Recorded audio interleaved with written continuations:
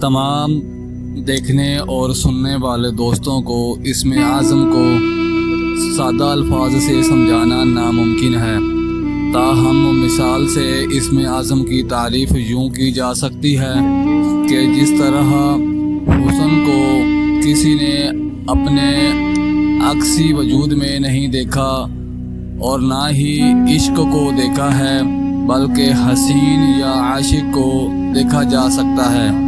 عاشق یا حسین اس میں 99 ناموں کے صفت، اس طرح اللہ تعالیٰ کے علاوہ بھی جتنے نام ہیں وہ اللہ تعالیٰ کی صفات، نہ کہ بذات خود اللہ تعالیٰ۔ اللہ کی ذات تک پہنچنے کا نام اسم اعظم ہے۔ دوستو، اسم اعظم کے سلسلے میں مختلف روایات بیان کی گئی ہیں، جن سے یہ نتیجہ نکلتا ہے کہ جو شخص اسم اعظم سے باخبر ہو جائے، نہ صرف یہ کہ اس کی دعا قبول ہو جاتی ہے، بلکہ وہ شخص اسم اعظم کے ذریعے بہت سے انہونے کام سر انجام دے سکتا ہے۔ اللہ کے 99 ناموں میں سے کون سا نام اسم اعظم ہے، اس سلسلے میں علماء اسلام نے بہت زیادہ بحث و گفتگو کی ہے، اور اس موضوع پر اکثر و بیشتر بحث ہوا کرتی ہے کہ اللہ تعالیٰ کے ناموں میں سے اسم اعظم کو تلاش کریں جو عجیب الغریب خاصیت رکھتا ہو۔ معزز دوستو، اللہ تعالیٰ نور ہے آسمانوں اور زمین کا۔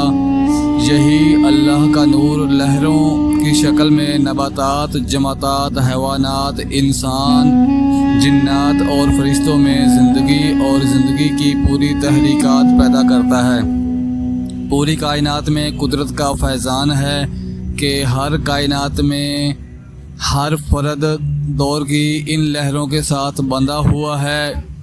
انسان کے اندر 2 حواس کام کرتے ہیں، ایک دن کی اور دوسرے رات کی۔ ان دونوں کے کیفیات جمع کرنے سے 11,000 بنتی ہے، اور ان کیفیات کی تعداد 1000 کیفیات پر ایک قسم ہمیشہ غالب رہتا ہے۔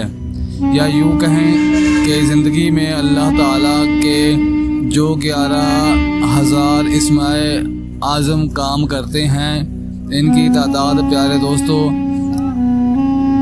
11,000 ہے۔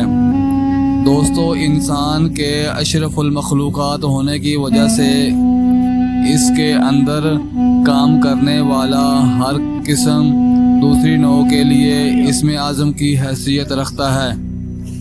بہت سے احباب کے نزدیک یا حی یا قیوم اسم اعظم ہے، اور ابن ماجہ کی روایت ہے کہ اللہ تعالیٰ کا عظیم ترین نام اسم اعظم ہے، جس کے ساتھ اللہ تعالیٰ سے دعا کی جائے وہ قبول ہوتی ہے۔ وہ اسم اعظم 3 صورتوں میں ہے، سورہ بقرہ میں، سورہ آل عمران میں اور سورہ طٰہٰ میں۔ ان تینوں صورتوں کی 3 آیات میں لا الہ الا ہو کا لفظ مشترک ہے، یعنی لا الہ الا ہو یہی اسم اعظم ہے، اور بعض علماء کے نزدیک لفظ جلالت اللہ ہی ہے، اور اس کو ہی اسم اعظم کہا جاتا ہے، کیونکہ یہ اللہ کے ناموں میں سے سب سے زیادہ عظیم نام ہے۔ اور اسی قول کو بہت سے علماء کرام نے اختیار کیا ہے۔ پیارے دوستو، احادیث میں آنے والے ہر جملے کو اسم اعظم سمجھ کر ہی دعا کیا کرنی چاہیے، اس امید اور یقین کے ساتھ کہ اللہ تعالی ہماری دعاؤں کو قبول فرمائے۔ اللہ کریم کی بارگاہ میں دعا ہے کہ وہ ہماری ہر جائز مراد کو پورا فرمائے، آمین یا رب العالمین۔ دوستو، اگر میری ویڈیو اچھی لگی ہو تو لائک اور کمنٹ ضرور کر دیں، اور سبسکرائب بھی کر دیں۔